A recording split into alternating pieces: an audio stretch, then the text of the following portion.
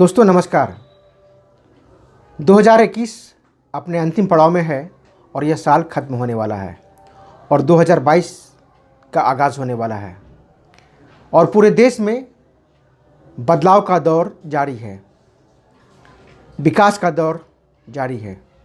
लेकिन यह बदलाव और यह विकास देश की जनता से कोई सरोकार नहीं रखती। इसका सीधा संबंध केंद्र और राज्य की सत्ता से है। राज्यों में मुख्यमंत्री बदल दिए जाते हैं, मंत्रिमंडल का विस्तार किया जाता है। ऐसा इसलिए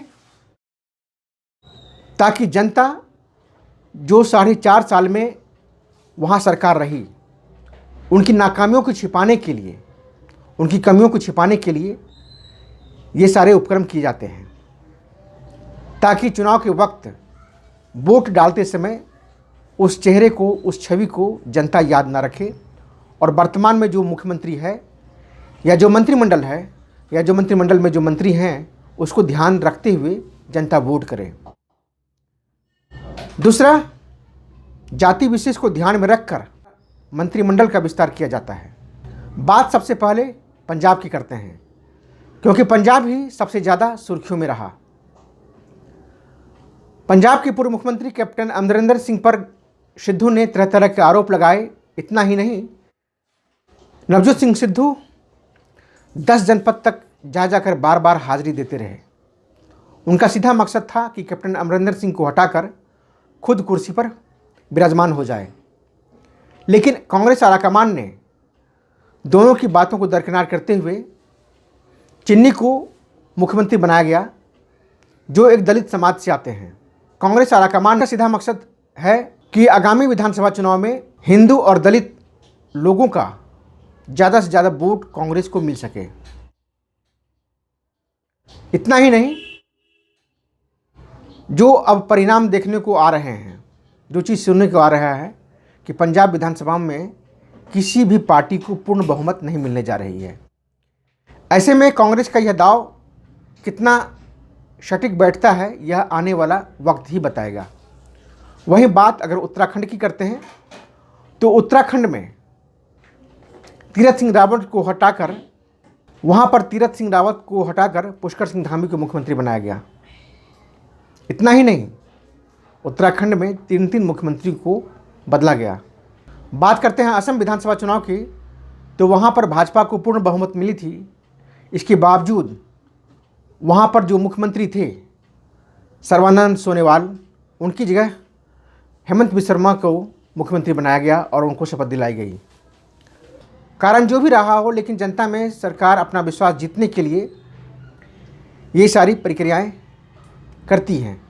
जनता के मनोभाव को भांपते हुए सरकार राज्यों में मुख्यमंत्री का बदलाव करती है, राज्यों में मंत्रिमंडल का विस्तार करती है।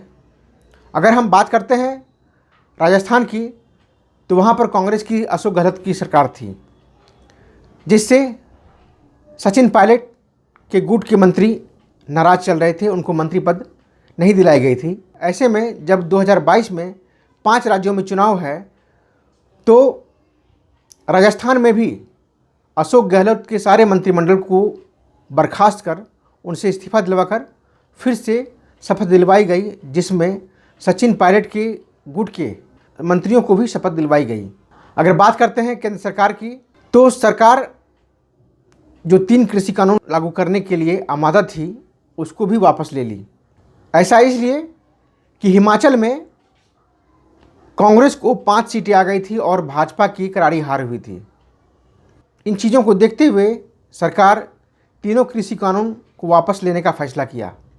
इतना ही नहीं, सरकार चुनाव को देखते हुए जनता के सामने बहुत सारे वादे करते हैं, लेकिन उन वादों को पूरा करने में सरकार कितना सक्षम होती है, यह हाल जनता जानती है और विधानसभा चुनाव के परिणाम आने के बाद वो सामने दिखता है कि जनता अपना मत, अपना वोट किस पार्टी को सबसे अधिक दिया और किसे सत्ता में काबिज रखा। यूपी का इतिहास रहा है कि हर एक 5 साल में सरकार यहाँ बदल जाती है, लेकिन आगामी विधानसभा चुनाव में 2022 में जो चुनाव होने वाले हैं, क्या योगी आदित्यनाथ इस मिथक को झुठला पाएंगे? यह आने वाला वक्त ही बताएगा। जो सबसे अहम बात है कि साल खत्म होते होते ओमिक्रॉन का खतरा काफ़ी बढ़ गया है और केंद्रीय स्वास्थ्य मंत्री का अधिकारी चुनाव आयोग से जाकर भी मिले थे। इसमें केंद्रीय स्वास्थ्य अधिकारी का क्या निर्णय रहा और चुनाव आयोग का क्या कहना रहा, यह बात की बात है। लेकिन 2022 में चुनाव होगा या नहीं होगा, यह चुनाव आयुक्त पर निर्भर करता है। आप देखते रहिए संजीव कुमार, पिक्सल मीडिया।